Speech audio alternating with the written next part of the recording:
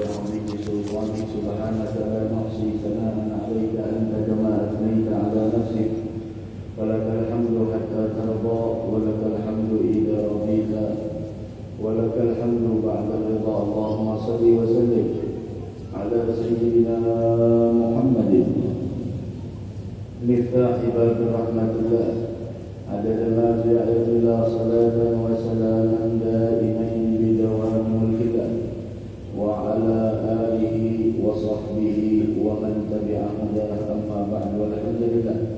Kita bersyukur kehadirat Allah Subhanahu wa taala di malam yang mulia ini, malam Jumat, malam yang mana segala doa kita diijabah oleh Allah. Kita berharap mudah-mudahan segala dosa kita diampuni Allah, segala hajat kita dikabulkan Allah, dan mudah-mudahan tidaklah kita bubar dari majlis melainkan hati kita dipenuhi kecintaan kepada Allah, kecintaan kepada Nabi besar Muhammad sallallahu alaihi wa ala alihi wasallam, dan mudah-mudahan kita diberikan keistiqamahan, panjang umur, sehat walafiat, dan semoga kita diwafatkan dalam keadaan husnul khatimah.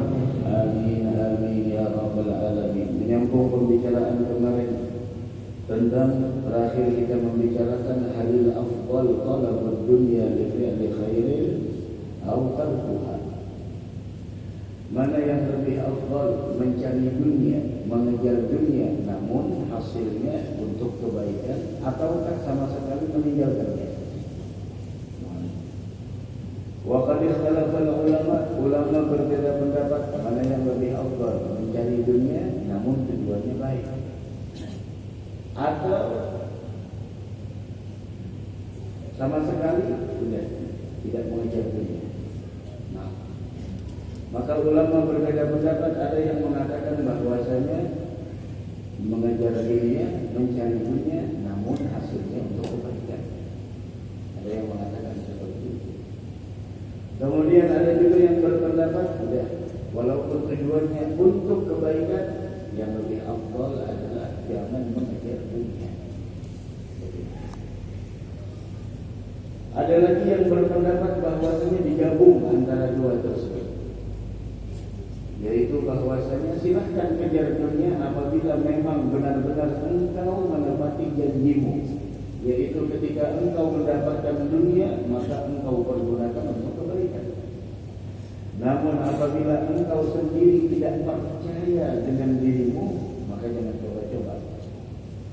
Jangan seperti Tha'labah bin Hatib ketika ada di zaman Nabi kita Muhammad sallallahu alaihi wasallam berjanji apabila diberikan kekayaan untuk memberikan kepada seseorang itu haknya, yang lemah dibantu, yang miskin diberi. Akan tetapi ketika Allah berikan apa yang dia inginkan, bakhilu bih, dia pun bakhil setelah itu. Nah, ini yang kita khawatirkan.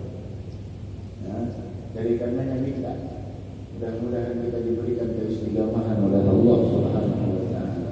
Dari karenanya Sayyidina Isa mengatakan, ya talibad dunya litabarra. Wahai orang yang mengejar dunia, hendaklah hasil dari dunia yang kau dapatkan tersebut untuk engkau gunakan kepada kebaikan. Akan tetapi tarkuka di dunia apa? Namun lebih baik lagi ketika engkau meninggalkan dunia sama sekali. Sudah. Lebih baik lagi ketika engkau tidak mengejar dunia. Dan kemudian bagaimana dahulu di zaman para sahabat radhiyallahu taala alaihim. Adapun di zaman para sahabat mereka terbagi kepada dua bahagian. Ada di antara mereka yang tidak mengejar dunia sama sekali, dan ada di antara mereka yang memang mengejar dunia, namun dunia yang mereka dapatkan mereka pergunakan untuk kebaikan. Namun mana yang paling banyak di antara para sahabat? Yang paling banyak adalah mereka meninggalkan urusan dunia dan mereka sibuk dengan ilmu dan ibadah.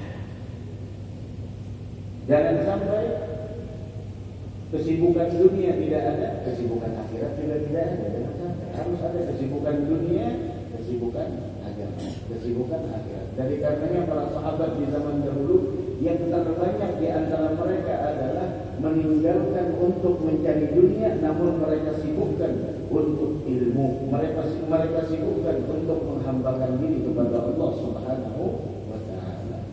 Namun ada juga yang mana mereka adalah orang-orang yang dititipkan harta oleh Allah Subhanahu wa taala, yang mana mereka berusaha mencari dunia tersebut, namun hasilnya mereka pergunakan untuk kebaikan. Seperti siapa?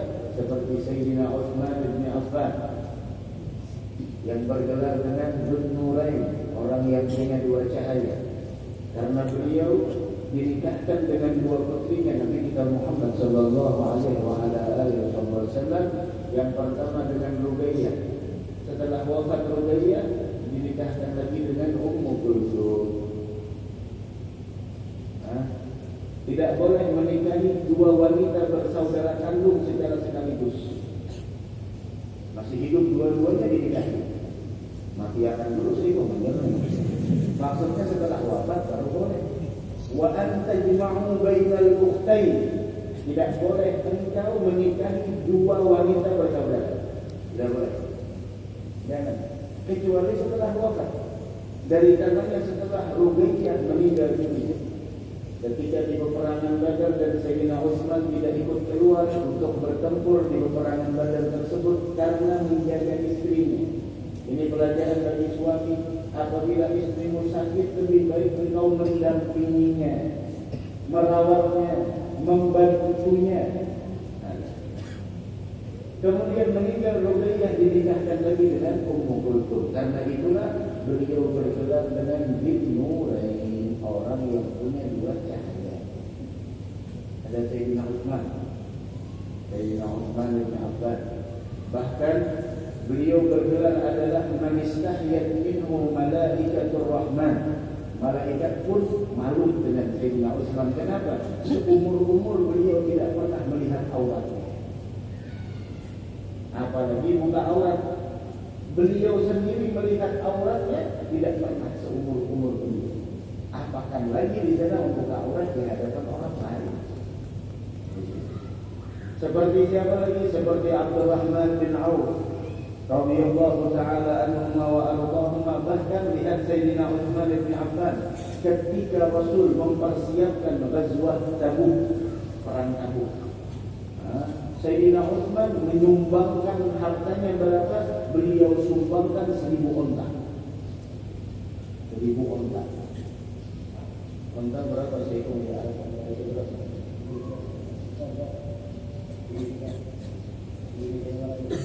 Itu yang halus untanya, yang halus. Yang benar berapa? Di mana dia kamu?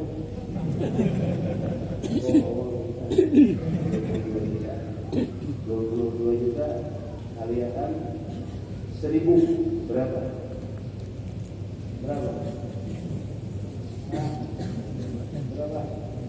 2 miliar 200. Banyak nggak? 20 juta unta disumbangkan untuk persiapan perang Tabuk. Kalau dikalikan 1000 unta berarti 2M. Ada orang yang menyumbang 2M. Ini benar-benar keinginannya ketika apabila menjadi orang yang kaya hasilnya untuk agama. Kadang-kadang kita hanya cuma keinginan niatnya, kalau saya jadi orang kaya saya akan membantu agama. Setelah diberikan Allah kekayaan, mereka pun balik begitu, nyumbang seadanya. Nyumbang sedikit, masya Allah beritanya viral di mana-mana. Oke lah nyumbang 2M. Nyumbang 2M cuma simbolis. Dananya setahun baru keluar, masya Allah. Itu pun yang keluar bukan 2M, berapa? 200 juta, tandingannya banyak. Bayar ini, sampai ke panitia 200 juta, untung-untung 200 juta, adanya 20 juta. Bukan sampai di situ, Sayyidina Utsman wasab'ina farasa, 70 kuda. Berapa harga kuda? Ibu Rasid 6 tahu harga kuda. Itu macam-macam harga kuda tuh. Kalau itu 2 sampai 10 berapa harga kuda? Tuh, anggap harga kuda berapa? 50 juta jadi siapa? Dengan 100 juta tergantung. Apalagi kalau kuda untuk perang, unta untuk perang tidak mungkin unta dan kudanya adalah keroyok. Harus segar, harus sehat, harus larinya kencang. Anggaplah di sana 20 juta kali 70%, 70 kuda. 2 kali 7 berapa? 140 juta. Sudah berapa?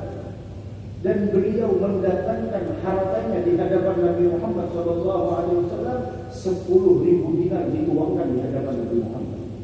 Sampai apa kata Nabi Muhammad? Faja'ala sallallahu alaihi wasallam yuballighuha biyadihi. Nabi Muhammad pun membolak-balikkan harta tersebut yang dituangkan di hadapan beliau sambil mengatakan, ghafarallahu laka ya Utsman. Semoga engkau mendapatkan ampunan dari Allah wahai Utsman. Ma asrarta wa ma a'lanta. Baik dosa yang tersembunyi ataupun yang kau lakukan secara terang-terangan, wa ma huwa ka'inun ila yaumil qiyamah, dan apapun dosa yang akan terjadi sampai hari kiamat. Ini doa Nabi Muhammad ini luar biasa. Harta yang menguntungkan itu adalah bukan harta yang kita simpan ketika memperlihatkan saldo di tabungan kita sekian ratus juta. Bukan itu harta yang menguntungkan, tapi harta yang menguntungkan adalah harta yang telah engkau sumbangkan untuk jalannya Allah dan jalannya Nabi besar Muhammad sallallahu alaihi wasallam. Harta yang kau infakkan di jalan Allah dan jalannya Rasulullah, itulah harta yang menguntungkan.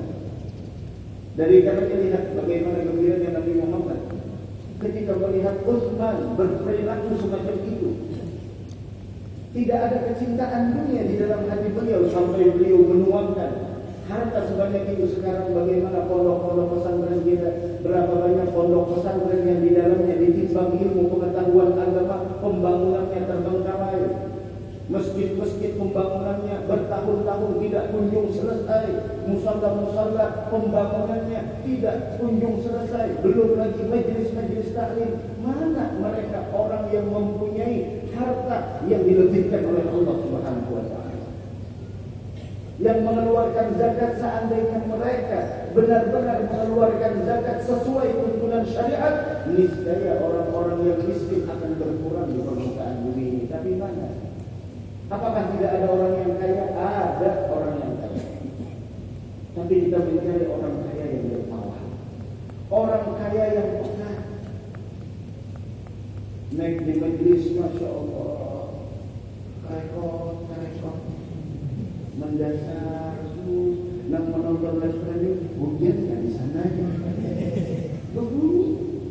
Belum lagi lampu-lampu musikit, belum lagi kipas angin musikit, rekod.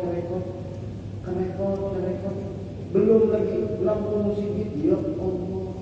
Belum lagi musalla, hammam-hammamnya, langgar-langgar, WC-WC-nya. Mencari dana, betapa harian, betapa lawan tangguh.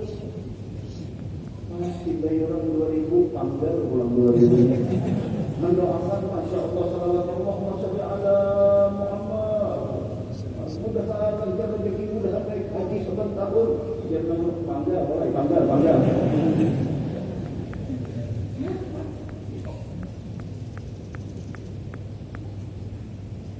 Mengeluarkan harta, mengeluarkan sebagian harta yang diberikan Allah tanpa pamrih, tanpa untuk mencari kepentingan pribadi itu tidak Sayyidina Utsman. Kenapa orang mampu seperti itu? Karena dia sadar ini harta adalah dari Allah. Kalau sudah dari Allah, serahkan kepada Allah. Karena tidaklah harta yang ada di dalam kepemilikan kita, melainkan akan ditanya tentang 2 perkara besok di hari kiamat. Dari mana kau dapatkan dan kemana kau keluarkan? Dari mana kau dapatkan dan untuk apa kau gunakan? Akan ditanya kita seperti ini. Ya Allah. Bahkan manakala Nabi kita Muhammad sallallahu alaihi wasallam ketika beliau datang ke Madinatul Munawwarah, ketika itu Sayyidina Utsman membeli sumur yang ada di sana, yaitu 20.000 dirham. Dalam riwayat 35.000 dirham dibeli beliau untuk kepentingan orang banyak. Ini yang kita harapkan, tanpa pamrih, tidak menyumbang tidak untuk kepentingan pribadi, menyumbangnya tidak tahunan, menyumbangnya tidak musiman. Bahkan Abdurrahman bin Auf, pengusaha lainnya, bagaimana beliau memerdekakan 30.000 budak. 30.000 budak dimerdekakan. Bukan hanya dimerdekakan, dibeli, dimerdekakan. Bahkan beliau ketika di zamannya Nabi besar Muhammad sallallahu alaihi wasallam, beliau menyedekahkan separuh dari kekayaannya, 4.000 dinar, sampai lagi beliau menyedekahkan 4.000 dinar, sampai beliau menyedekahkan yaitu 500 budak. 500 budak. Sampai beliau mempersiapkan kendaraan 1.500 kendaraan untuk para sahabat Nabi besar Muhammad sallallahu alaihi wasallam. Bahkan bukan hanya itu, istri-istri Nabi Muhammad beliau berikan semuanya. Walaupun sepeninggal Nabi Muhammad, istri-istrinya beliau sejahterakan hidupnya. Hasan Abdurrahman bin Auf. Nah, ini orang yang mencari dunia untuk kepentingan akhirat. Orang yang mencari dunia untuk kepentingan akhirat, tapi jarang-jarang orang yang semacam ini.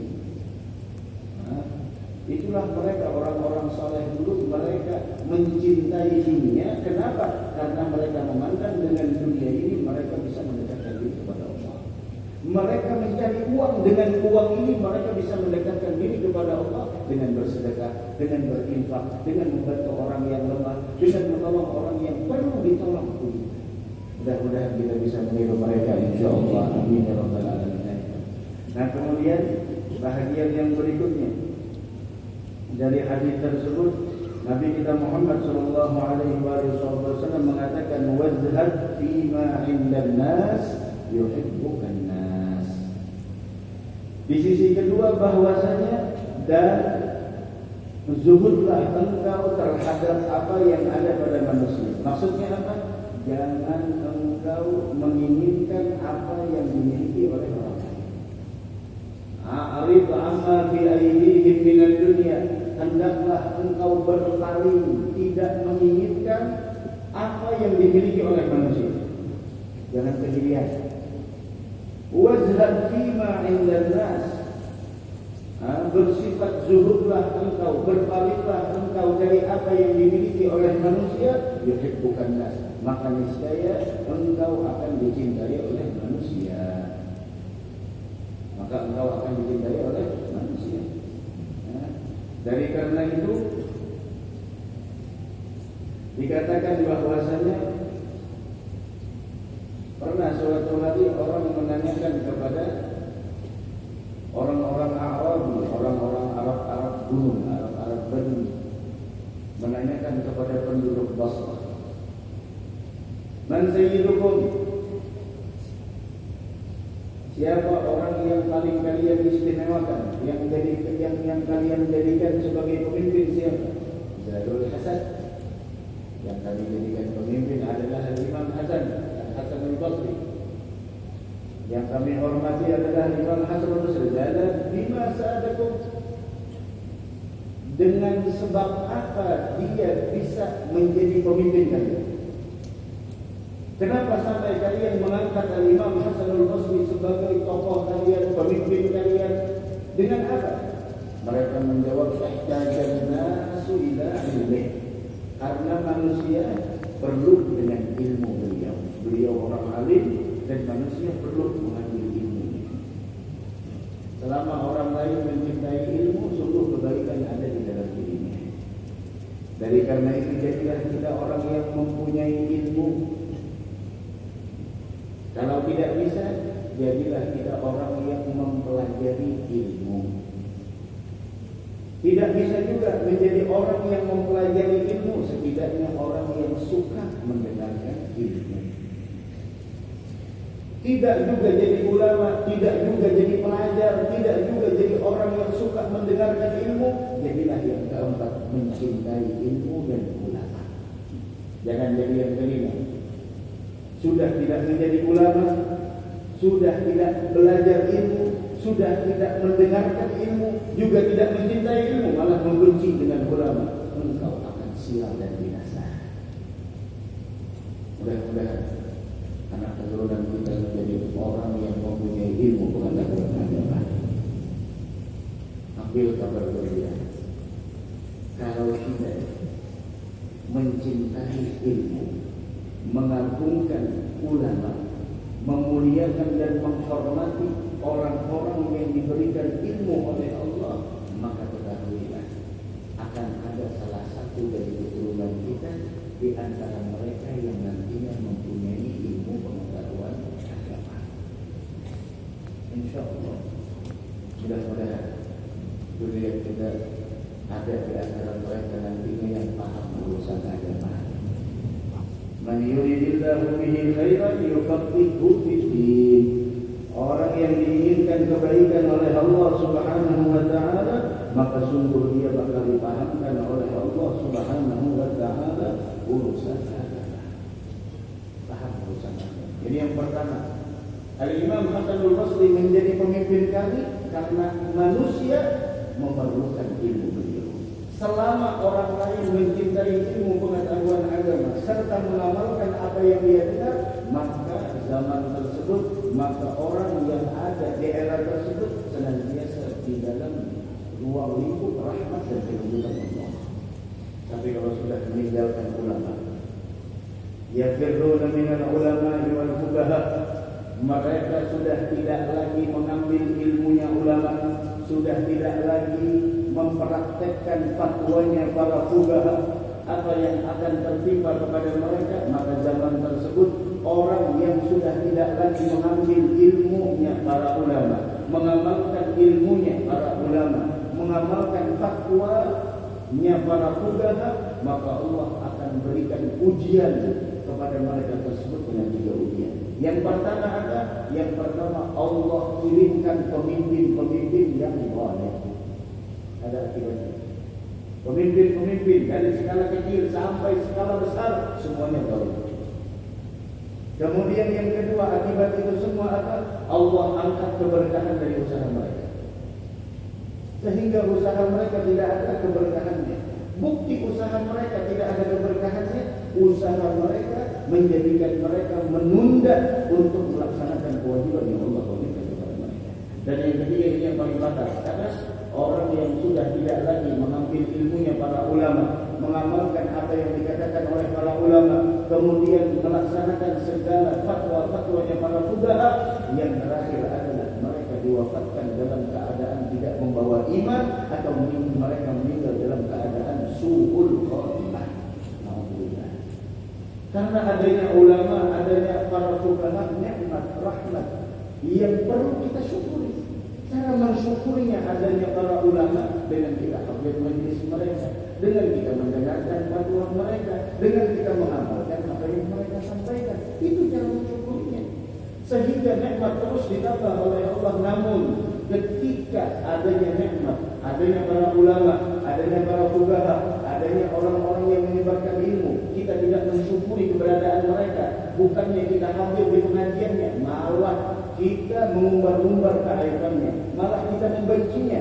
Maka nikmat ketika engkau tidak mensyukurinya, nikmat tersebut akan berubah menjadi malapetaka. La in syakartum la azidannakum wa la in kafartum inna 'adabi lasyadid. Allahumma inna 'ala dzikrik wa syukrik wa husni ibadatik. Mudah-mudahan kita termasuk orang yang bersyukur insyaallah. Kemudian yang kedua, kenapa Al-Imam Hasanul Basri menjadi pemimpin kami dan kami mengangkat beliau sebagai pemimpin kami? Yang pertama, manusia memerlukan ilmu beliau. Beliau diperlukan oleh orang lain di dalam memberikan ilmu pengetahuan agama. Yang kedua, wastaghna huwa an dunyahum. Dan Al-Imam Hasanul Basri tidak menginginkan dari harta benda dunia mereka. Meskipun orang lain memerlukan beliau, beliau tidak mengambil kesempatan dalam kesempitan. Beliau tidak mengambil kesempatan ketika melihat situasi. Orang kan biasanya kalau orang lebih perlu sama kita ambil kesempatan. Tapi Al-Imam Hasanul Basri, beliau tidak mengharapkan apa yang dimiliki oleh orang lain daripada dunianya. Dengan inilah kami jadikan beliau sebagai pemimpin. Maka Arabi tersebut mengatakan, ma ahsana hadza sungguh sesuatu yang sangat indah ketika seseorang diambil darinya ilmu pengetahuan agama dan dia tidak menginginkan dari orang yang mengambil darinya ilmu pengetahuan agama, tidak menginginkan dunia dari mereka. Masya Allah. Dari karenanya pernah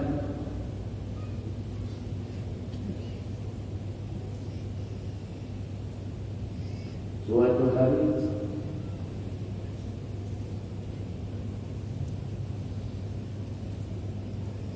Ka'ab al-Ahbar Abdullah bin Salam ketika berada di hadapan Umar bin Khattab radhiyallahu anhu, beliau bertanya, apa yang menyebabkan hilangnya keberkahan ilmu di hatinya para ulama setelah mereka menghafal dan memahami? Apa yang menghilangkan keberkahan ilmunya para ulama ini? Maka dijawab oleh Sayyidina Umar, yang menghilangkan keberkahan ilmunya para ulama adalah rakus terhadap dunia.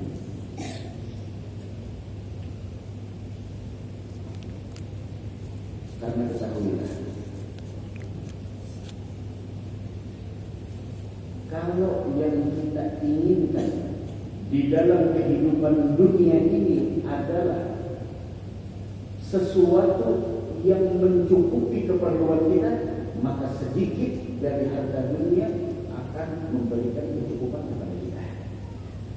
Namun apabila kita menginginkan dari dunia melebihi daripada apa yang kita perlukan, maka dunia dan seisinya tidak akan pernah mampu memberikan rasa cukup di dalam hati kita. Yang pertama. Kemudian yang kedua, nafsu yang jahat.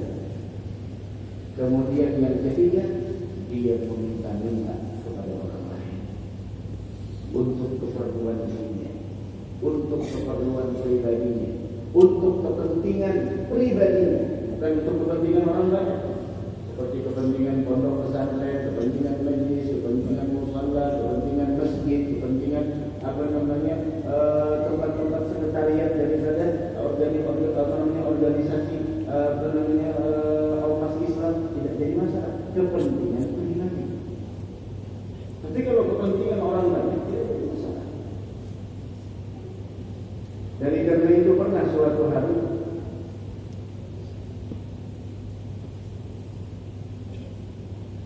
Al-Imam Al-Arif Ridha Salim bin Abdullah radhiyallahu ta'ala anhu wa ardhahuma, Salim bin Abdullah, ketika beliau tawaf di Baitullah, mudah-mudahan kita suatu hari bisa tawaf, bisa keliling Ka'bah. Maka pada saat itu ketika beliau tawaf Salim bin Abdullah, maka beliau berjumpa dengan presiden di zaman itu. Anggaplah presiden, orang nomor satu, yang bernama Hisham bin Abdul Malik. Maka ketika Hisham bin Abdul Malik melihat Salim bin Abdullah tawaf, beliau langsung mempunyai keinginan untuk memberikan hadiah kepada Salim bin Abdullah. Kemudian Hisham bin Abdul Malik menawarkan, apa yang kau inginkan wahai Salim bin Abdullah, biar saya kabulkan. Ini namanya Hisham bin Abdul Malik, orang yang urusan dunia pintar, urusan akhirat pintar. Kenapa Allah mengatakan semacam itu? Karena di depan Ka'bah beliau ingin beramal. Bahwa kita semua tahu, beramal di Masjidil Haram, sholat di Masjidil Haram, kebaikan yang kita lakukan di tanah haram berlipat ganda 100.000 kali kebaikan. Adapun di Masjidil Nabawi itu berapa kali? 10.000 ya? Ya, atau sebalik. Ayo. Di Masjidil Haram 100.000, di Masjidil Nabawi 10.000 ke 1.000. Jadi ada yang 10.000, Masjidil Haram 100.000. Ini menjadi murah. Berarti Masjidil Haram 100.000. Masjidil Nabawi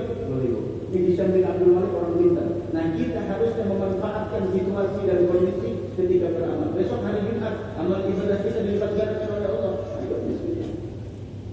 Mumpung kita di Masjidil Haram, ayo kita berbuat baik sedekah. Mumpung kita di Masjidil Nabawi, berbanyak sholawat kepada Nabi besar kami. Hisham bin Abdul Malik menawarkan kepada Salim bin Abdullah.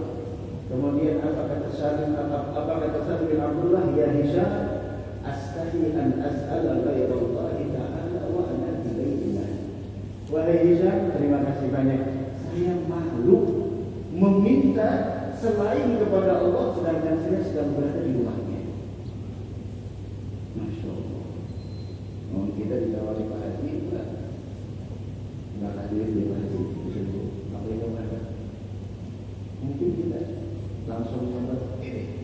Tapi Salim bin Abdullah beliau mengatakan, ya Hisham, astahi an as'ala ghairallah wa ana fi baitillah. Saya malu meminta kepada selain dari Allah sedangkan saya berada di rumahnya. Maka yang namanya Hisham bin Abdul Malik memang keinginannya untuk memberi Salim bin Abdullah sesuatu, beliau tunggu sampai keluar. Beliau tunggu sampai keluar. Ketika keluar Salim bin Abdullah dikejar sama beliau. Setelah keluar dari Masjidil Haram, jalan dengan masjid. Wastahilta an tas'ala ghairallah fi baiti fasalni ma syi'ta. Ya Salim, tadi kau saya tawarkan di masjid, kau bilang kau malu meminta selain kepada Allah karena kita sedang berada di masjid. Sekarang kita sudah berada di luar masjid, maka minta apa yang kau inginkan. Salim memandang kepada wajah Hisham. Beliau mengatakan, ya Hisham, ayu syai'in turidu an as'alak. Apa yang kau harapkan permintaan dari saya? Apakah urusan dunia atau urusan akhirat? Oke. Kata Hisham, kalau urusan akhirat belum kita mau mengabulkan.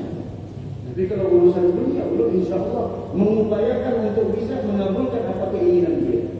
Kemudian kata Salim, idza kuntu astahi an as'ala dunya min Allah wa huwa alladhi yamlikuha, fa kaifa as'aluha minka wa anta la tamlikuha. Wahai Hisham, tahu kan? Saya malu meminta dunia kepada Allah, padahal Allah pemilik dunia dan isinya. Masa iya saya meminta kepada engkau sedangkan engkau adalah bukan pemiliknya? Langsung Hisham malu. Kenapa? Sudah di masjid ditawarkan, kata Salim bin Abdullah, saya malu minta selain kepada Allah, saya berada di rumahnya. Ketika keluar, ditanya lagi urusan dunia atau urusan akhirat. Kalau urusan dunia, seumur-umur saya tidak pernah meminta dunia kepada Allah, padahal Allah pemilik dunia dan seisinya. Saya malu meminta dunia kepada orang yang seperti engkau, yang mana engkau statusnya adalah bukan pemilik dunia. Mengajarkan kepada kita, hendaklah kita berpegang teguh kepada Allah.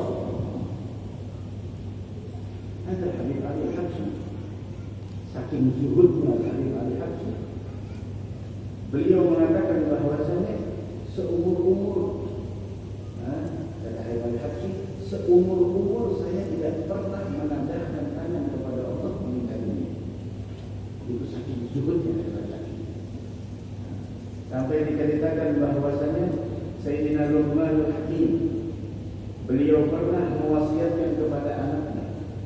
Beliau pernah berbincang-bincang dengan anaknya dan beliau memberikan sebuah pandangan kepada anaknya. Apa kata beliau? Ya bunayya, wahai anakku, inni hamaltu sakhra wal hadid. Saya telah sering memikul batu besar dan besi yang berat. Falam ara syai'an afdala min ad-dain. Tidak ada yang lebih berat melebihi daripada hutang. Batu besar berat, besi yang besar berat, tapi tahukah yang lebih berat dari itu adalah ketika engkau mempunyai hutang kepada orang lain. Wa akaltu thayyibat wa 'anadtu lisan. Saya makan makanan yang lezat. Saya menikah dengan wanita-wanita cantik. Alam ara syai'an aladza min al-'afiyah. Tidak ada yang lebih lezat, tidak ada yang lebih nikmat melebihi dari kesehatan. Ayo, makanan ada di hadapan kita, tapi dari bilik bungas, tapi lumpuh. Ayo,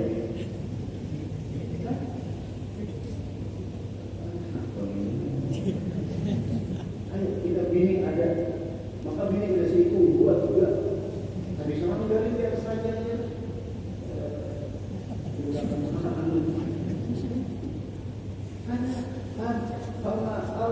Falam ara syai'an adadda minal afiyah. Tidak ada yang lebih dekat melebihi keafiatan dari katanya nasihat. Allahumma inni as'aluka al-'afwa wal afiyah. Kemudian yang ketiga, dubdul mararat kulliha. Dubdul mararat kullaha. Saya telah merasakan semua rasa pahit. Saya telah merasakan semua rasa pahit. Dengarkan. Falam aduk syai'an amarra minal hajati ila nas. Tidak ada saya merasakan sebuah rasa pahit yang lebih pahit melebihi daripada ketika engkau bergantung dengan manusia. Ketika engkau bergantung dengan manusia, maka itu lebih pahit daripada sesuatu yang pahit yang ada di dunia ini. Jadi tiga. Perkataan Al-Imam Sayyidina Luqmanul Hakim kepada anaknya yang pertama, saya sudah memikul banyak batu besar, besi-besi yang berat, tidak ada yang lebih berat melebihi daripada hutang. Yang punya hutang, bereskan. Yang punya hutang, bereskan. Meskipun itu 100. Saya hitung 100, kurang 10 juta, kurang 20, 2 juta, 100 saja. So, bereskan hutang. Yang masih ada hutang, bereskan.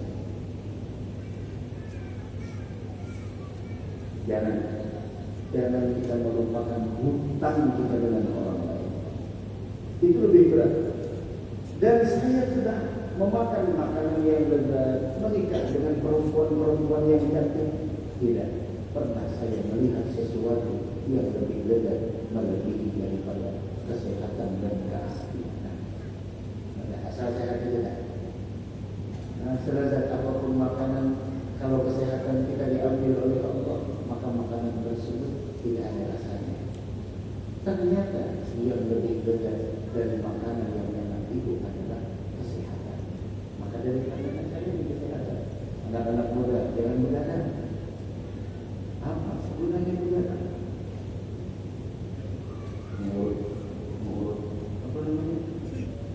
Mulut kantuk, minggu, orang Jumat, masih ada nama. Edisi malam Jumat, edisi malam Jumat, yang juga surah Al-Kahfi, edisi malam Jumat. Edisi malam Jumat baca sholawat Ali al-Jabir yang belum sampaikan malam Selasa tadi. Siapa yang ingin ketika wafat dihadiri oleh Nabi Muhammad, didampingi oleh Nabi Muhammad, ketika kesendirian di alam kubur didampingi oleh Nabi Muhammad, maka bacalah sholawat ini tiap malam 10 kali, wabil khusus malam Jumat 100 kali. Allahumma salli ala sayyidina Muhammad abdika wa nabiyyika wa rasulika nabiyil ummi al-habibul alim al-jadil azim al-jah wa ala alihi wa sahbihi wa sallam. Baca itu edisi malam Jumat. Malam Jumat, ayo edisi malam Jumat, masya Allah, mana ya? Edisi malam Jumat itu salawatnya. Allahumma salli ala sayyidina Muhammadin, Allahumma salli ala sayyidina Muhammadin. Ayo baca sama-sama. Allahumma salli ala sayyidina Muhammadin an-nabiyil ummi al-habibil ali al-qadril azim al-jahi wa ala alihi wa sahbihi wa sallim. Allahumma salli ala sayyidina Muhammadin an-nabiyil ummi al-habibil ali al-qadril azim al-jah wa ala alihi wa sahbihi wa sallim. Allahumma salli ala sayyidina Muhammadin an-nabiyil ummi al-habibil ali al-qadri al-azim al-jahi wa ala alihi wa sahbihi wa sallim. Tiap malam 10 kali, terus malam Jumat 100 kali. Ada edisi malam Jumat. edisi malam Jumat Dalail, edisi malam Jumat Burda, edisi malam Jumat Maulid, edisi malam Jumat ziarah ulama, ziarah aulia, edisi malam Jumat. Edisi malam Jumat apa? Tapi kalau pasang di sini tiba habis di telinga, habis di sini, di hidung, habis di hidung, di bibir, habis di bibir, di mana lagi? Tahu ada bisa main, umur ini orang main.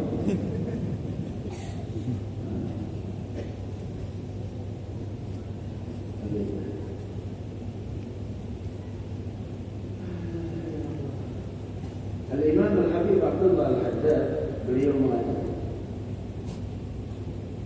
apabila kita mengambil sesuatu dari manusia, maka haruslah kita mengiktirafkan di dalam hati kita bahwa yang memberi itu adalah secara hakikat yaitu Allah.